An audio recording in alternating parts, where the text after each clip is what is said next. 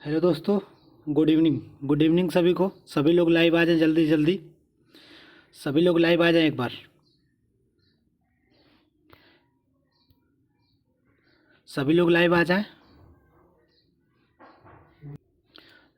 एक बार वीडियो आप शेयर कर सकते हैं अपने दोस्तों के पास।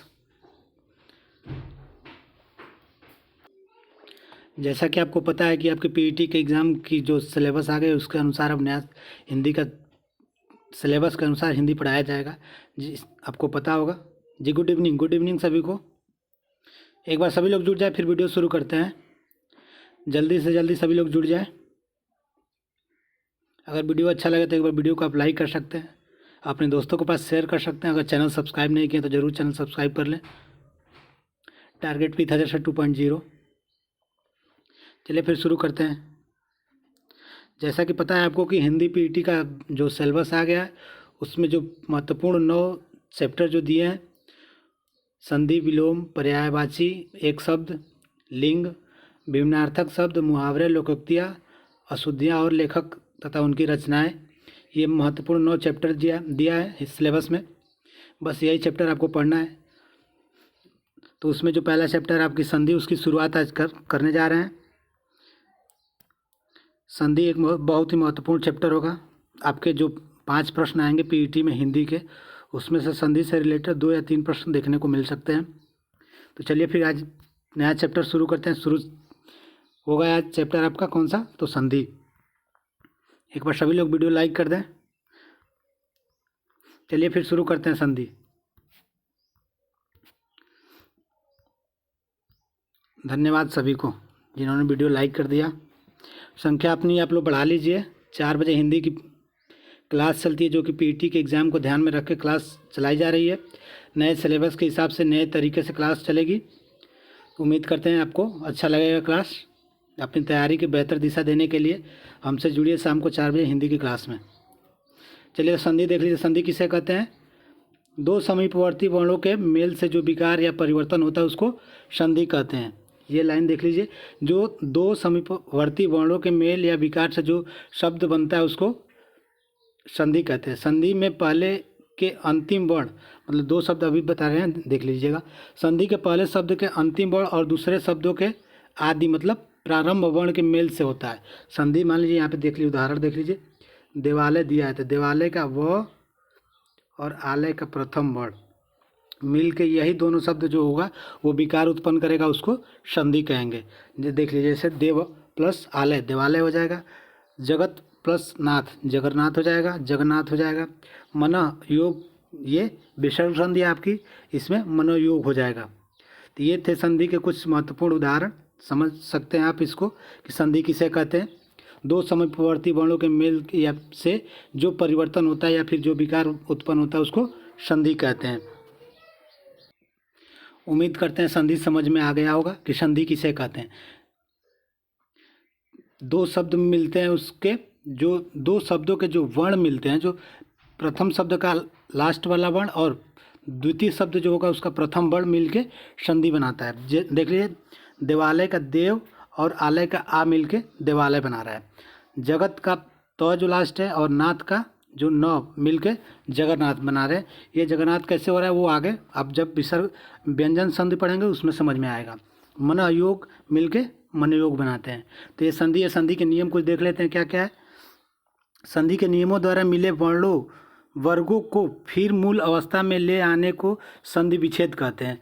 मान लीजिए अगर कोई शब्द मिल के, यहाँ ऊपर देख लीजिए देवालय है, तो संधि के नियमों के अवस्था से फिर पुनः अपने शब्दों में आ जाए। देवालय का फिर संधि विच्छेद करिए, अलग अलग करिए तो देव अलग हो जाएगा, आलय अलग हो जाएगा, तो इसको संधि विच्छेद कहते हैं। संधि किसे कहते हैं? तो जो 2 शब्द या फिर 2 वर्ण जो मिलते हैं, 2 वर्ण जो मिलते हैं उसको संधि कहते हैं और उसको अलग करना विच्छेद कहलाता है।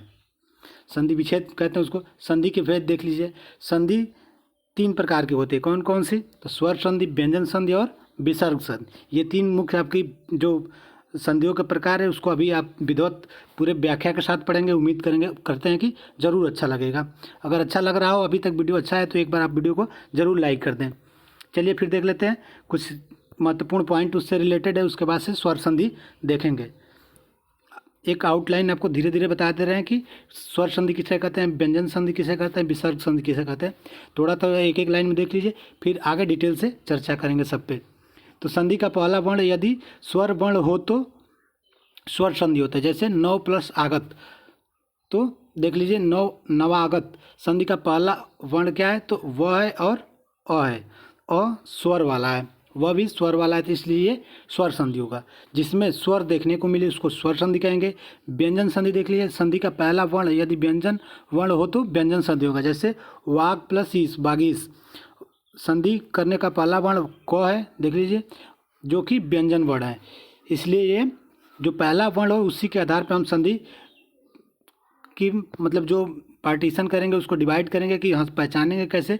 तो अगर शब्द का पहला वर्ण स्वर वाला हो तो उसको स्वर संधि कहेंगे। अगर व्यंजन का पहला वर्ण जो होगा, तो अगर संधि का जो पहला वर्ण होगा वो अगर क्या बोलते हैं व्यंजन होगा तो उसको व्यंजन संधि कहेंगे।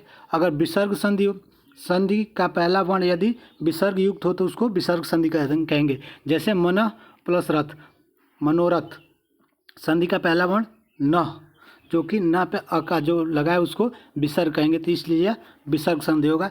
आगे डिटेल से चर्चा करेंगे। उम्मीद करते हैं कि थोड़ा बहुत आपके दिमाग में आ गया होगा कि हाँ किसे स्वर संधि कहेंगे, किसे व्यंजन संधि कहेंगे, किसे विसर्ग संधि कहेंगे। तो चलिए फिर देखते हैं आज का स्वर संधि। स्वर संधि किसे कहते हैं, तो स्वर के बाद अर्थात स्वर के बाद अगर स्वर आए अर्थात दो स्वरों के मेल से जो परिवर्तन या विकार उत्पन्न होता है उसको स्वर संधि कहते हैं। स्वर संधि किसे कहते हैं, तो स्वर के बाद स्वर आए अर्थात दो स्वरों का जब मेल होता है तो उसको स्वर संधि कहते हैं।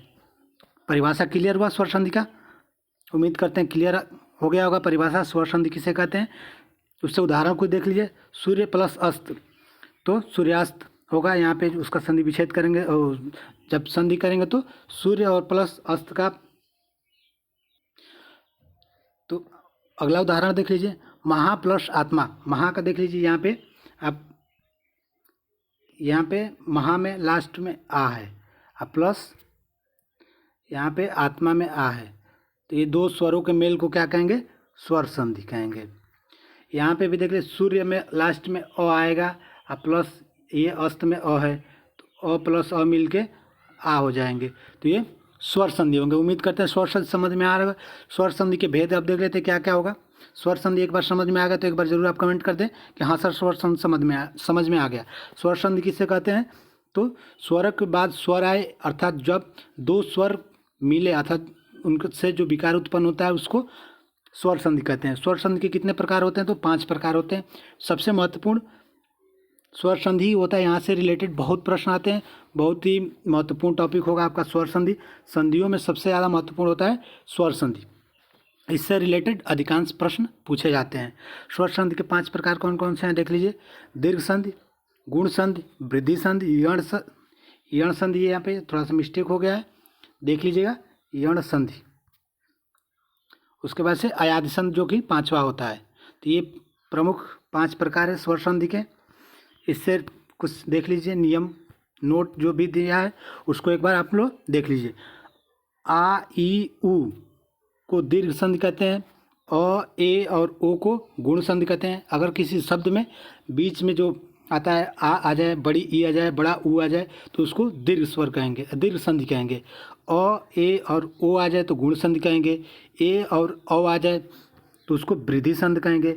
य र व ल आ जाए तो उसको यण संधि कहेंगे। और अय आए औ आओ आए तो इसको अयादि संधि कहेंगे। तो एक नोट है, आपको संधि समझना हो तो बीच में अगर मात्रा अगर आ जाए, आपको आ जाए, बड़ी ई आ जाए, बड़ा ऊ आ जाए तो आप इसको दीर्घ संधि कहेंगे। वैसे ही अगर ए आए या फिर ए आ जाए या फिर औ जिस पे मात्रा लगा हो उसको वृद्धि संधि कहेंगे। जिस पे डबल मात्रा लगा उसको वृद्धि संधि कहेंगे। वैसे ही य र ल व आ जाए तो उसको यण संधि कहेंगे। अयादि वाला भी आप एक बार पढ़ लेंगे तो समझ में आ जाएगा कि अयादि संधि पहचानना बहुत ही आसान हो जाएगा आपको कि अयादि संधि किसे कहेंगे, गुण संधि किसे कहेंगे, दीर्घ संधि किसे कहेंगे। तो इसके लिए परेशान होने की ज़रूरत नहीं है। चलिए आगे देखते हैं दीर्घ संधि। दीर्घ संधि देख लीजिए, ह्रस्व या दीर्घ। ह्रस्व दीर्घ आपको वर्णमाला का चैप्टर पढ़ाए थे, उसमें बताए थे कि ह्रस्व किसे कहते हैं, दीर्घ किसे कहते हैं।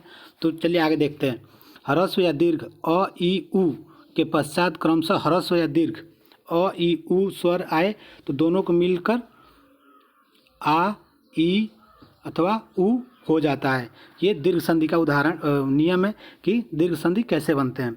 अर्थात अगला देख लीजिए पॉइंट उससे, जब दो शब्दों की संधि करते हैं, जब दो शब्दों को संधि करते हैं तो उस समय अ और आ के साथ अ और आ हो तो आ बनता है, तथा जब छोटी ई और बड़ी के साथ छोटी ई और बड़ी की संधि करें तो बड़ी ई बनता है।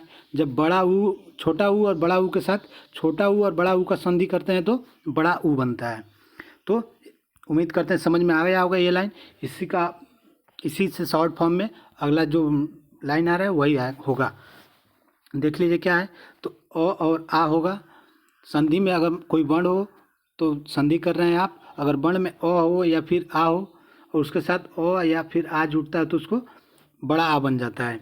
वैसे ही अगर छोटी ई हो या फिर बड़ी ई हो, छोटी ई के साथ छोटी ई जुड़े तब भी बड़ी ई बनेगा, बड़ी ई के साथ बड़ी ई जुड़े तब भी बड़ी ई बनेगा, अगर बड़ी ई के साथ छोटी ई जुड़े तब भी बड़ी ई बनेगा। तो मतलब ई का जब मेल होता है तो वहाँ पे बड़ी ई हो जाता है। वैसे ही ऊ का भी मेल जब होगा, छोटा ऊ का छोटा ऊ से मिलेगा तो बड़ा ऊ बन जाएगा, बड़ा ऊ का छोटा ऊ से मिलेगा तब भी बड़ा ऊ बनेगा, अगर बड़ा ऊ का छोटा ऊ से मिलेगा तब भी बड़ा ऊ बनेगा, और बड़ा ऊ से बड़ा ऊ मिले तब भी बड़ा ऊ बनेगा। जैसे देख लीजिए स्वर प्लस आर्थी, स्वार्थी हो जाएगा। संधि विच्छेद उम्मीद करते हैं समझ में आ रहा होगा। देव प्लस अर्चन को देवार्चन हो जाएगा। यहाँ पे लास्ट का देव का अ प्लस अर्चन का अ मिलकर देखिए क्या बना रहा है, आ बना रहा है। आ आपका कहाँ जुड़ रहा है, तो व में आ का मात्रा जुड़ा है, इसे वहाँ पे देवार्चन हो जा रहा है। वैसे स्वार्थी का र का लास्ट में अ आएगा, र जब आप उच्चारण करेंगे तो लास्ट में अ आता है, तो र का अ और प्लस आर्थी का आ मिल के आपका क्या बना रहा है, वाह, तो स्वार्थी हो जा रहा है।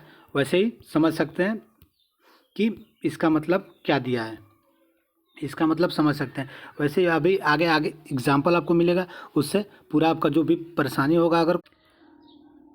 चलिए फिर उम्मीद करते हैं कि समझ में आ गया होगा। चलिए फिर अगला देखते हैं, आगे उदाहरण देख लेते हैं क्या क्या उदाहरण दिया है। ये उदाहरण अ प्लस अ के मिलने से जो भी संधि बनती है उसके बारे में। तो ज्ञान में न और अभाव का अ मिलके ज्ञान अभाव, ज्ञान प्लस अभाव मिलके ज्ञान अभाव। स्व प्लस आर्थी अभी आपको बताया गया, स्वार्थी। देव प्लस अर्चन देवार्चन, आ बन जा रहा है। अ प्लस अ मिलके क्या बनेगा, तो आ बनेगा। कौन सी संधि होगी, तो आप देख सकते हैं इसके बारे में एक बार और कि दीर्घ संधि होगी। दीर्घ संधि अ आ आए बीच में, फिर बड़ी ई आए, फिर बड़ा हुआ है तो उसको दीर्घ संधि कहेंगे। तो ये थे दीर्घ संधि के बारे में कुछ उदाहरण और देख लेते हैं। राम का अ और अयन का अ मिलके रामायण बनाएंगे। काल प्लस अंतर कलांतर हो जाएगा, कल्प प्लस अंत कल्पांत हो जाएगा, कुश प्लस उग्र कुशाग्र हो जाएगा। तो अ प्लस अ मिलके देखिए आ बना रहे हैं कैसे, वैसे ही देखिए अ प्लस आ मिलके भी आ बनाएंगे। जैसे परमात्मा का अ, परम का अ और आत्मा का आ मिलके परमात्मा, घन का अ और आनंद का आ मिलके घनानंद। फिर चतुरानंद, वैसे ही देखिए चतुरानंद कैसे बन रहा है, तो चतुर का र और आनंद का अ मिलके चतुरानंद। वैसे भी और सारे एग्जाम्पल आप देख सकते हैं। परम पर प्लस आधीनता पराधीनता, पुस्तक प्लस आलय पुस्तकालय हो जाएगा, हिम प्लस आलय हिमालय हो जाएगा। इसमें मुख्य बात क्या है, तो अ प्लस आ मिलके आ बन रहे हैं। चलिए फिर वैसे भी आप देख सकते हैं एग्जाम्पल, आ प्लस अ मिलके भी आ बनाएंगे, क्योंकि विद्या का आ और अर्थी का अ विद्यार्थी बन रहा है। भाषा का आ और अंतर का अ मिलके भाषांतर बन रहा है। वैसे ही अगला एग्जाम्पल देख लीजिए, छोटी ई से रिलेटेड, छोटी ई प्लस छोटी ई मिलके क्या बनेंगे, बड़ी ई बनेंगे। कोई भी ई मिले तो आप समझ सकते हैं कि वहाँ पे बड़ी ई बनेगा। तो कवि का छोटी ई और इंद्र का बड़ी छोटी ई मिलकर कविंद्र बन रहा है। मुनि का छोटी ई और इंद्र का मुनि, ई का इंद्र का छोटी ई मिलके मुनिंद्र बन रहा है। रविंद्र देख लीजिए कैसे बना है, अति प्लस ई बना अति बन रहा है, अति प्लस इंद्रिय अति इंद्रिय बन रहा है। गिरी प्लस इंद्र गिरींद्र बन रहा है। प्रति प्लस इति प्रतीत बन रहा है। हरि प्लस इच्छा हरिच्छा बन रहा है, देख लीजिए कैसे। चलिए वैसे ही छोटी ई और बड़ी ई मिल के भी ई बनेंगे, बड़े ई बनेंगे। गिरी और प्लस ईस बराबर गिरीश हो जाएगा, मुनि प्लस ईस बराबर मुनीस हो जाएगा, रवि प्लस ईस बराबर रवीश हो जाएगा, हरि प्लस ईस बराबर हरीश हो जाएगा। वैसे ही बड़ी ई मिल के बड़ी ई ही निर्माण करेंगी, बड़ी ई शब्द बनेगा। तो सती का बड़ी ई देख लीजिए और ईस का बड़ी ई देख लीजिए, सतीश हो जाएगा। वैसे ही ऊ प्लस ऊ मिल के आज बहुत सारे एग्जाम्पल हैं ऐसे, तो उम्मीद करते हैं एग्जाम्पल पे ज़्यादा टाइम ना भी नुकसान करें। एक बार आप सभी कैसे क्या क्या बनते हैं एक बार देख लीजिए, उसके बाद से इससे रिलेटेड जब प्रश्न कराएंगे तो आप ज़रूर कमेंट करके बताइएगा। बड़ा ऊ छोटा ऊ और छोटा ऊ मिल के बड़ा ऊ बनेंगे। जैसे गुरु उपदेश दिया है तो गुरु का छोटा ऊ और उपदेश का छोटा ऊ मिल के गुरु उपदेश बन रहा है। भानु प्लस उदय वैसे भानुदय हो जाएगा, विद्यु प्लस उदय विद्युदय, सु प्लस सुक्ति सुक्ति हो जाएगी। यहाँ से प्रश्न कई बार एग्जाम में पूछे हैं, सुक्ति का संधि विच्छेद, ये प्रश्न कई बार एग्जाम में पूछा है, तो एक बार ध्यान से देख लीजिएगा। चलिए अगला प्रश्न देख लेते हैं। लघु उत्तरी कैसे बनेगा, तो लघु प्लस उत्तरी लघुत्तरी हो जाएगा। वैसे छोटा ऊ मिलके भी बड़ा ऊ बनेगा, लघु उर्मी। ये भी एग्जाम में कई बार पूछा है कौन सी संधि है, तो आप उम्मीद करते हैं बता देंगे, पहचान जाएंगे कि लघु प्लस उर्मी कैसे बनेंगे या फिर इसमें कौन सी संधि होगी। वैसे बधुत्सव देख लीजिए, बधु प्लस उत्सव बधुत्सव हो जाएगा। और ऋषि वाला एक देख लीजिए, री प्लस री पितृ प्लस ऋण पितृण हो जाएगा, मातृ प्लस ऋण मातृण हो जाएगा। तो उम्मीद करते हैं एग्जाम्पल आपको समझ में आया होगा।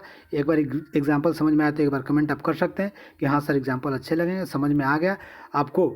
सारे एग्जाम्पल देख लीजिए एक बार, अभी पीडीएफ शेयर कर दिया जाएगा, पीडीएफ आप देख लीजिए, डाउनलोड कर लीजिएगा, वहाँ से आप जो ना समझ में आए आप समझ सकते हैं।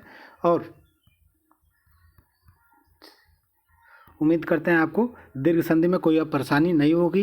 दीर्घ संधि किसे कहते हैं, तो हरस और दीर्घ, हरस या दीर्घ जिसको अ ई छोटा ऊ के बाद अ ई या छोटा ऊ आए या फिर री आए तो वहाँ पे दीर्घ संधि होगा। उसके मिलने से क्या बनता है, तो बड़ी ई बनता है और बड़ा ऊ बनता है, आ बनता है, वहाँ पे दीर्घ संधि होगा। दीर्घ संधि अ ई और ऊ मिल के अ ई ऊ से क्या बनाते हैं, तो आ बनाते हैं, बड़ा ऊ बनाते हैं और बड़ी ई बनाते हैं और री बनाते हैं। उम्मीद करते हैं कि दीर्घ संधि कन्फर्म हो गया होगा। एक बार सभी लोग कमेंट कर दें समझ में आ गया तो, नहीं तो फिर आप दोबारा समझाएंगे आपको अगर नहीं समझ में आया तो। जी धन्यवाद। अगर कोई कन्फ्यूजन आता है तो फिर कल एक बार रिवीजन करा देंगे, इसका समझ में आ जाएगा जो भी रिवीजन होगा। और जो ना समझ में आया तो प्रश्न तमाम प्रश्न आपको एग्जाम्पल के थ्रू दिखाएं। एग्जाम्पल आप लोग देख लीजिए, ये नियम है, आप एक बार नियम देख सकते हैं कि किसके मिलने से क्या बनते हैं। और कोई भी परेशानी हो तो आप हमें व्हाट्सअप जरूर कर दीजिए कि हाँ सर ये परेशानी है, ये हमको नहीं समझ में आया, एक बार और समझा दीजिए, तो उनको फिर विदवत समझा देंगे। चलिए बस आज के लिए इतना ही, फिर मिलेंगे एक नए क्लास में कल। तब तक के लिए आपसे विदा चाहेंगे। और पीडीएफ चैनल प्राप्त करने के लिए आपको पता है टेलीग्राम चैनल क्या है। हमारा Telegram channel target with Ajay sir, आप जरूर ज्वाइन कर लें। इस पर अभी पीडीएफ शेयर कर दिया जाएगा, उसके बाद से क्लास का नोटिफिकेशन लिंक सब कुछ उस पीडीएफ में मिलता है। और हमारा चैनल आपको पता ही, आपका अपना चैनल टारगेट विद अजय 2.0 जरूर सब्सक्राइब कर लें। चैनल पर पहली बार विजिट कर रहे हैं तो इस पर डेली आपको हिंदी की लाइव क्लास 4 बजे चलती है और उसके साथ ही आपको सुबह में 7 बजे करंट अफेयर्स की क्लास चलती है। जल्द ही रीजनिंग मैथ जो भी क्लास होंगे पीईटी के एग्ज़ाम के, वो जल्द से जल्द शुरू किए जाएंगे। तो जो भी जानकारी होगा आपको बताया जाएगा। आज के लिए बस इतना ही, चलिए फिर विदा चाहेंगे आज। बाय सबको, धन्यवाद।